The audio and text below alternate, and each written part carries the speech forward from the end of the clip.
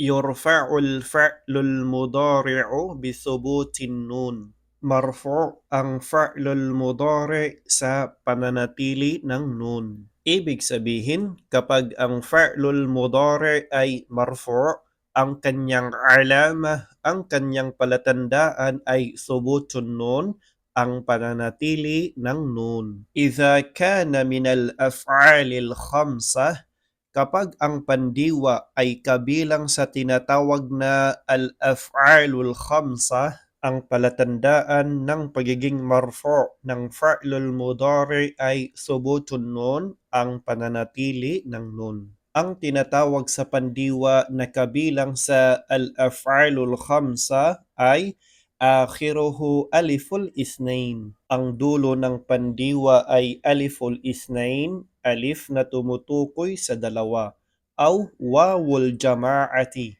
o kaya ang dulo ng pandiwa ay wawul jama'ah, waw na tumutukoy sa mga grupo ng kalalakihan, aw ya'ul mukhatabatil muannathati, o kaya ang dulo ng pandiwa ay ya'ul mukhatabah, ya na tumutukoy sa kausap, al-muannatha na babae. Sa madaling salita, kapag ang pandiwa ay kabilang sa al-af'alul khamsa, ang kanyang palatandaan ng pagiging marfu' ay subutun nun, ang pananatili ng nun. At ang tinatawag na al-af'alul khamsa, ito yung pandiwa na kung saan ang kanyang dulo ay mayroong aliful isnain. Alif na tumutukoy sa dalawa, o kaya ang dulo ng pandiwa ay wawul jama'ah, waw na tumutukoy sa grupo ng kalalakihan, o kaya ang dulo ng pandiwa ay ya'ul mukhatabatil muannasah, ya na tumutukoy sa kausap na babae. Misla halimbawa, al-muslimuna yad'una Allah.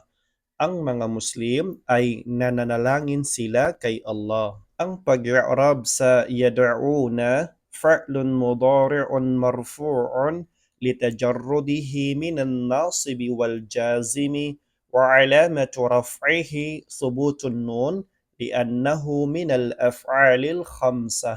Ang yad'una, ito ay fa'lul mudari' na marfu' dahil siya ay hindi naunahan ng magmamansub at ng magmajazum. At ang alamah, palatandaan ng kanyang pagiging marfu' ay subutun nun, ang pananatili ng nun dahil siya ay kabilang sa al-af'alul khamsah. Wawul jama'ati dhamirun muttasilun mabniyun ala sukuni fi mahalli raf'in fa'il. Ang wawul jama'a sa yad'una, ito ay dhamirun muttasil, dhamir na nakadikit, siya ay mabni sa sukun.